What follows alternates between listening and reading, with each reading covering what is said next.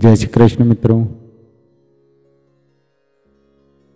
अमावस्या के दिन शनिवार है, इस वजह से यह शनि अमावस्या है।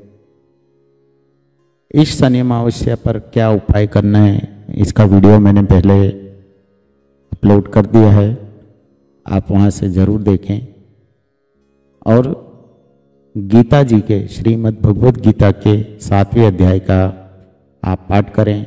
उसमें मैंने पूरा विवरण बताया है किस तरह से पाठ करके और पितरों के निमित्त आपको जल अर्पित करना है। इसी के क्रम में हम आज श्रीमद् भगवद गीता के 7वें अध्याय का पाठ करेंगे। पाठ के पूर्व में पहले पाठ का महत्म मैं आपको सुनाता हूँ, उसके पश्चात संस्कृत में पाठ और फिर हिंदी में उसका अनुवाद श्रवण करते हैं। श्रीमद् भगवद गीता के 7वें अध्याय का महत्म में भगवान शिव जी कहते हैं, पार्वती अब मैं 7वें अध्याय का महत्म बतलाता हूँ, जिसे सुनकर कानों में अमृत राशि भर जाती है। पाटलिपुत्र नामक एक दुर्गम नगर है, जिसका गोपुर यानी द्वार, जिसका गोपुर बहुत ही ऊंचा है। उस नगर में शंख कर्ण नामक एक ब्राह्मण रहता था। उसने वेश्यावृत्ति का आशय लेकर बहुत सा धन कमाया, किंतु न तो कभी पितरों का तर्पण किया और न देवताओं का पूजन। वह धनोपार्जन में तत्पर होकर राजाओं को ही भोग दिया करता था। एक समय की बात है, उस ब्राह्मण ने अपना चौथा विवाह करने के लिए पुत्रों और बंधुओं के साथ यात्रा की। मार्ग में आधी रात के समय वह सो रहा था। एक सर्प ने कहीं से आकर उसकी बाह में काट लिया। उसके काटते ही ऐसी अवस्था हो गई कि मणि, मंत्र और औषधि आदि से भी उसके शरीर की रक्षा असाध्य जान पड़ी। तत्पश्चात कुछ ही क्षणों में उसके प्राण पखेरु उड़ गए। फिर बहुत समय के बाद वह प्रेत सर्प योनि में उत्पन्न हुआ। उसका चित्त धन की वासना में बंधा था। उसने पूर्व वृत्तांत को स्मरण करके सोचा, मैंने जो घर के बाहर करोड़ों की संख्या में अपना धन गाड़ रखा है, उससे इन पुत्रों को वंचित करके स्वयं ही उसकी रक्षा करूंगा। एक दिन सांप की योनि से पीड़ित होकर पिता ने स्वप्न में अपने पुत्रों के समक्ष आकर अपना मनोभाव बताया। तब उसके निरंकुश पुत्रों ने सवेरे उठकर बड़े विस्मय के साथ एक दूसरे से स्वप्न की बातें कही। उनमें से मझला पुत्र हाथ में कुदाल लिए घर से निकला और जहां उसके पिता सर्प योनि धारण करके रहते थे, उस स्थान पर गया। यद्यपि उसे धन के स्थान का ठीक ठाक पता नहीं था, तो भी उसने चिन्हों से उसका ठीक निश्चय कर लिया और लोभ बुद्धि से वहां पहुंचकर बाम्बी को खोदना आरंभ किया। तब उस बाम्बी से बड़ा भयानक सांप प्रकट हुआ और बोला, ओ मूढ़, तू कौन है, किस लिए आया है, क्यों बिल खोद रहा है, अथवा किसने तुझे भेजा है, ये सारी बातें सामने बता। पुत्र बोला, मैं आपका पुत्र हूं, मेरा नाम शिव है। मैं रात्रि में देखे हुए स्वप्न से विस्मित होकर यहाँ का स्वर्ण लेने के कौतूहल से आया हूं। पुत्र की वाणी सुनकर वह राजा हंसता हुआ उच्च स्वर से इस प्रकार स्पष्ट वचन बोला, यदि तू मेरा पुत्र है तो मुझे शीघ्र ही बंधन से मुक्त कर। मैं पूर्व जन्म के गाड़े हुए धन के लिए ही सर्प योनि में उत्पन्न हुआ हूं। पुत्र ने पूछा, पिताजी आपकी मुक्ति कैसे होगी, इसका उपाय मुझे बताइए, क्योंकि मैं इस रात में सब लोगों को छोड़कर आपके पास आया हूं। पिता ने कहा, बेटा, गीता के अमृतमय 7वें अध्याय को छोड़कर मुझे मुक्त करने में तीर्थ, दान, तप और यज्ञ भी सर्वदा समर्थ नहीं है। केवल गीता का 7वां अध्याय ही प्राणियों के जरा, मृत्यु आदि दुख को दूर करने वाला है। पुत्र, मेरे श्राद्ध के दिन 7वें अध्याय का पाठ करने वाले ब्राह्मण को श्रद्धा पूर्वक भोजन कराओ। इससे निसंदेह मेरी मुक्ति हो जाएगी। वत्स, अपनी शक्ति के अनुसार पूर्ण श्रद्धा के साथ वेद विद्या में प्रवीण अन्य ब्राह्मणों को भी भोजन कराना। सर्प योनि में पड़े हुए पिता के ये वचन सुनकर सभी पुत्रों ने उसकी आज्ञा के अनुसार तथा उससे भी अधिक किया। शंकु कर्ण ने अपने सर्प शरीर को त्याग कर दिव्य देह धारण किया और सारा धन पुत्रों के अधीन कर दिया। पिता ने करोड़ों की संख्या में जो धन बांट कर दिया, उससे वे सदाचारी पुत्र बहुत प्रसन्न हुए। उनकी बुद्धि धर्म में लगी, इसलिए उन्होंने बावरी, कुआं, पोखरा, यज्ञ आदि देव मंदिर के लिए उस धन का उपयोग किया और अन्नशाला भी बनवाई। तत्पश्चात 7वें अध्याय का सदा जाप करते हुए उन्होंने मोक्ष प्राप्त किया। पार्वती, यह तुम्हें 7वें अध्याय का महत्म बतलाया गया है। इसके श्रवण मात्र से मानव सब पातकों से मुक्त हो जाता है। ये भगवान शिव के द्वारा माता पार्वती को बताया हुआ श्रीमद् भगवद गीता के 7वें अध्याय का महत्म है, जो यहाँ पर समाप्त हुआ। 7मोऽध्यायः श्रीभगवानुवाच मयासक्त मनः पार्थ योगं युञ्जन्मदाश्रयः असंशयं समग्रं मां यथा ज्ञास्यसि तत्क्षणो ज्ञानं तेऽहं सविज्ञानम् इदं वक्ष्याम्यशीषतः यज्ज्ञात्वा नेह भूयोऽन्यज् ज्ञातव्यमवशिष्यते मनुष्याणां सहस्रेषु कश्चिद् यतति सिद्धये यततामपि सिद्धानां कश्चिन्मां वेत्ति तत्त्वतः भूमिरापो नलो वायुः खं मनो बुद्धिरेव च अहंकार इतीयं मे भिन्ना प्रकृतिरष्टधा अपरेयमितस्त्वन्यां प्रकृतिं विद्धि मे परां जीवभूतां महाबाहो ययेदं धार्यते जगत् एतद्योनीनि भूतानि सर्वाण्यत्युपधारय अहं कृत्स्नस्य जगतः प्रभवः प्रलयस्तथा मत्तः परतरं नान्यत् किञ्चिदस्ति धनञ्जय मयि सर्वमिदं प्रोक्तं सूत्रे मणिगणा इव रसोऽहमप्सु कौन्तेय प्रभास्मि शशिसूर्ययोः प्रणवः सर्ववेदेषु शब्दः खे पौरुषं ऋषुः पुण्यो गन्धः पृथिव्यां च तेजश्चास्मि विभावसो जीवनं सर्वभूतेषु तपश्चास्मि तपस्विषु बीजं मां सर्वभूतानां विद्धि पार्थ सनातनं बुद्धिर्बुद्धिमतामस्मि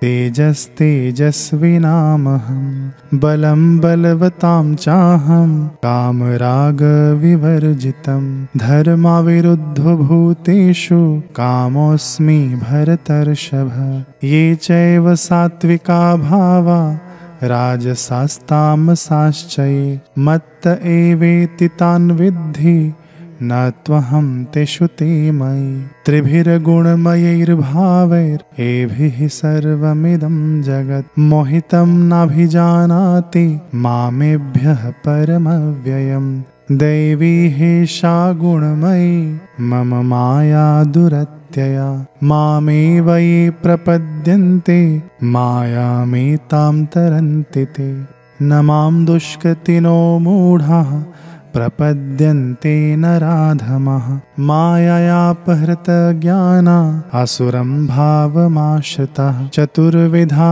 भजन्ते मां जनाः सुकृतेन अर्जुन आर्तो जिज्ञासुरर्थार्थी ज्ञानी च भरतर्षभ तेषां ज्ञानी नित्ययुक्त एकभक्तिर्विशिष्यते प्रियो हि ज्ञानिनोत्यर्थम् अहं स च मम प्रियः उदारः सर्व एवैते ज्ञानी त्वात्मैव मे मतम् आस्थितः स हि युक्तात्मा मामेवानुत्तमां गतिम् बहूनां जन्मनामन्ते ज्ञानवान् मां प्रपद्यते वासुदेवः सर्वमिति स महात्मा सुदुर्लभः कामैस्तैस्ते हृतज्ञानः प्रपद्यन्ते अन्यदेवताः तं तं नियममास्थाय प्रकृत्या नियतः स्वया यो यो यां यां तनुं भक्तः श्रद्धयार्चितुमिच्छति तस्य तस्याचलां श्रद्धां तामेव विदधाम्यहं स तया श्रद्धया युक्तस्तस्याराधनमीहते लभते च ततः कामान् मय्येव विहितान् हितान् अन्तवत्तु फलं तेषां तद्भवत्यल्पमेधसां देवान् देवयजो यान्ति मद्भक्ता यान्ति मामपि अव्यक्तं व्यक्तिमापन्नं मन्यन्ते माम बुद्धयः परं भावमजानन्तो ममाव्ययमनुत्तमम् नाहं प्रकाशः सर्वस्य योगमाया समावृतः मूढोऽयं नाभिजानाति लोको मामजमव्ययम् वेदाहं समतीतानि वर्तमानानि चार्जुन भविष्याणि च भूतानि मां तु वेद न कश्चन इच्छाद्वेषसमुत्थेन द्वन्द्वमोहेन भारत सर्वभूतानि सम्मोहं सर्गे यान्ति परन्तपः येषां त्वन्तगतं पापं जनानां पुण्यकर्मणां ते द्वन्द्वमोहनिर्मुक्ता भजन्ते मां दृढव्रताः जरामरणमोक्षाय मामाश्रित्य यतन्ति ते ब्रह्म तद्विदुः कृत्स्नम् अध्यात्मं कर्म चाखिलम् साधिभूताधिदैवं मां साधियज्ञं च ये विदुः प्रयाणकालेऽपि च मां ते विदुरयुक्तचेतसः ॐ तत्सदिति श्रीमद्भगवद्गीतासु उपनिषत्सु ब्रह्मविद्यायां योगशास्त्रे श्रीकृष्ण अर्जुन संवादे ज्ञानविज्ञानयोगो नाम सप्तमोऽध्यायः। ओम परमात्मने नमः। 7वां अध्याय। श्री कृष्ण बोले, श्री कृष्ण भगवान बोले, हे पार्थ, तूने मेरे में अन्यन्य प्रेम से आसक्त हुए मन वाला और अन्यन्य भाव से मेरे परायण होकर योग में लगा हुआ मुझको संपूर्ण विभूति, बल, ऐश्वर्य आदि गुणों से युक्त सबका आत्मरूप जिस प्रकार संशय रहित जानेगा उसको सुन। मैं तेरे लिए इस रहस्य सहित तत्व ज्ञान को संपूर्णता से कहूँगा कि जिसको जानकर संसार में फिर और कुछ भी जानने योग्य नहीं शेष रहता। हजारों मनुष्य, कोई भी मनुष्य मेरी प्राप्ति के लिए यत्न करता है और उन यत्न वाले योगियों में भी कोई ही पुरुष मेरे परायण हुआ मेरे को तत्व जानता है, अर्थात यथार्थ मर्म से जानता है। हे अर्जुन, पृथ्वी, अग्नि, वायु, जल और आकाश तथा मन, बुद्धि और अहंकार भी ऐसे यह 8 प्रकार से विभक्त हुई मेरी प्रकृति है। यह 8 प्रकार के भेदों वाली तो अपरा है, अर्थात मेरी जड़ प्रकृति है।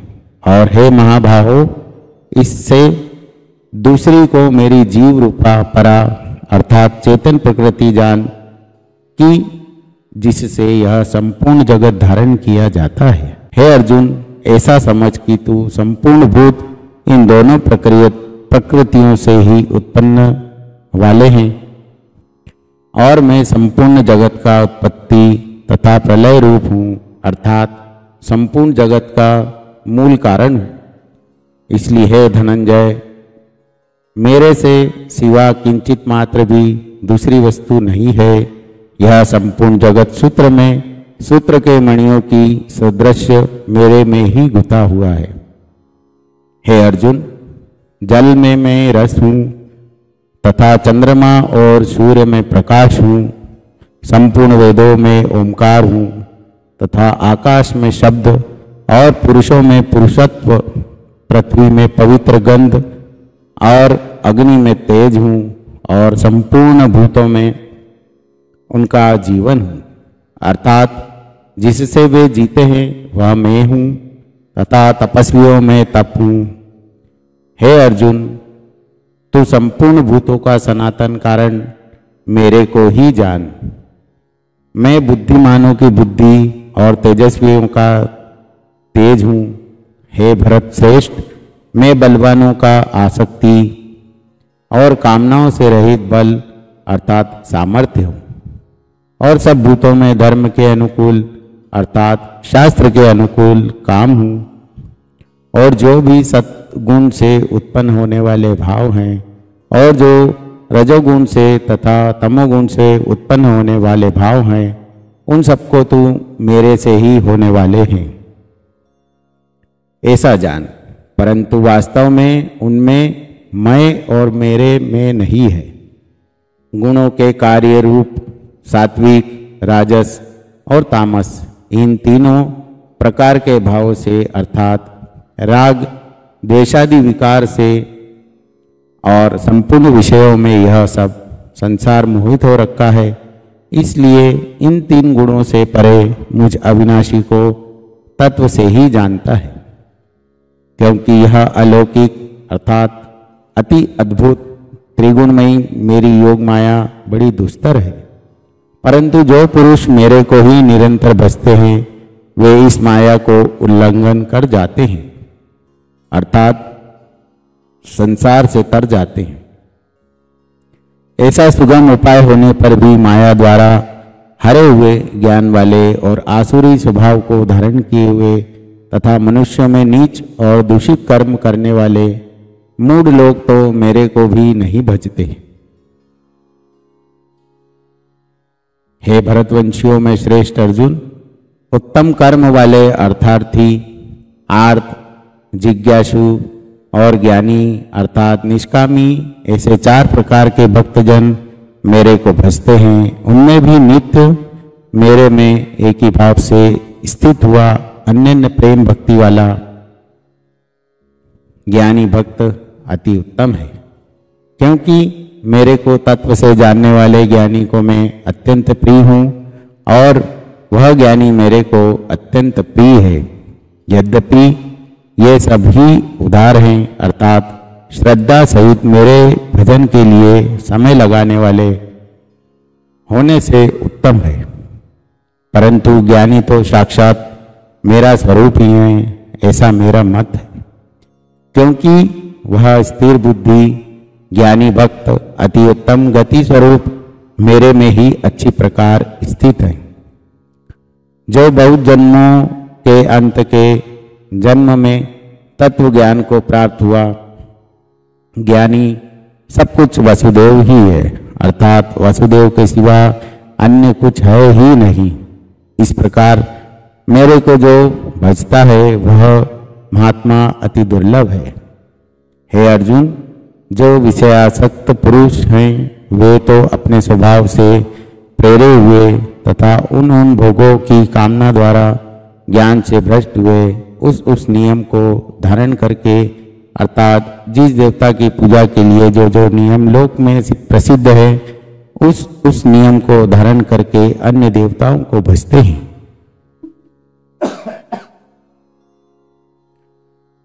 अर्थात पूजते हैं। जो सकामी भक्त जिस देवता के स्वरूप को श्रद्धा से पूजना चाहता है उस भक्त की मैं उस ही देवता के प्रति श्रद्धा को स्थिर करता हूँ।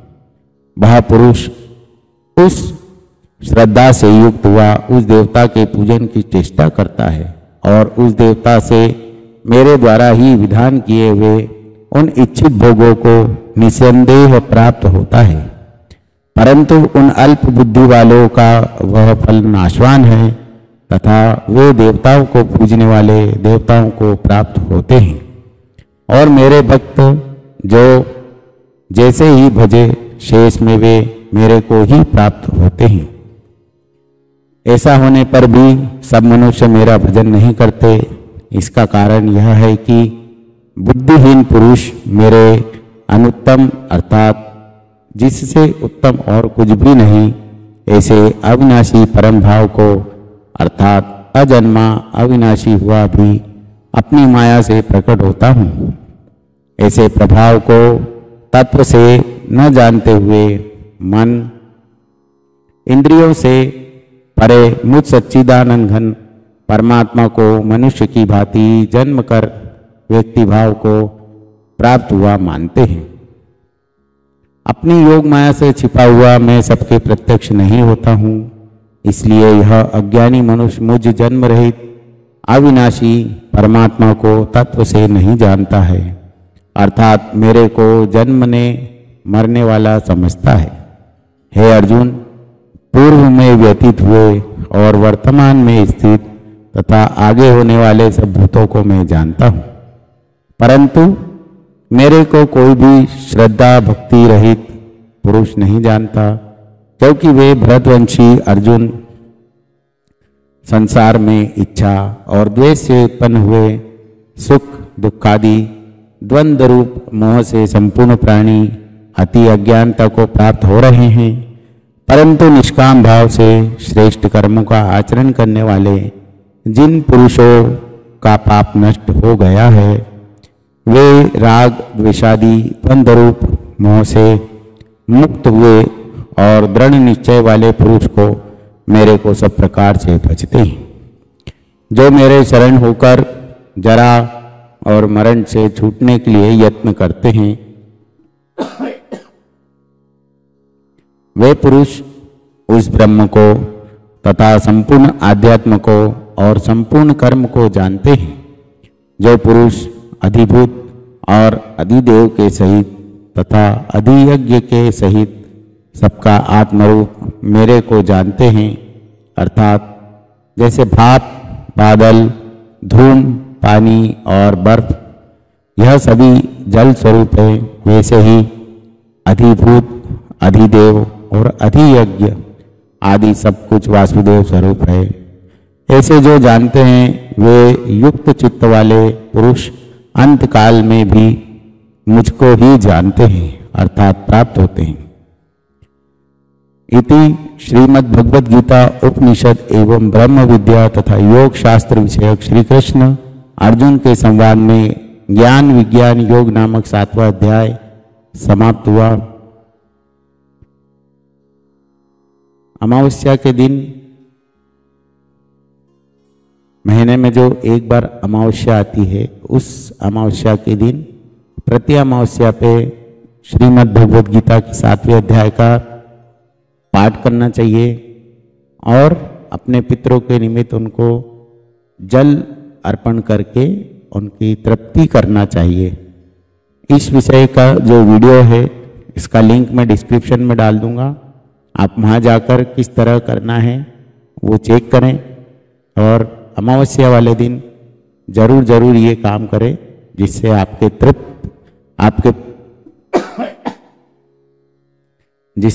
पितृ तृप्त होंगे और आप पर आशीर्वाद प्रदान करेंगे। जय श्री कृष्ण।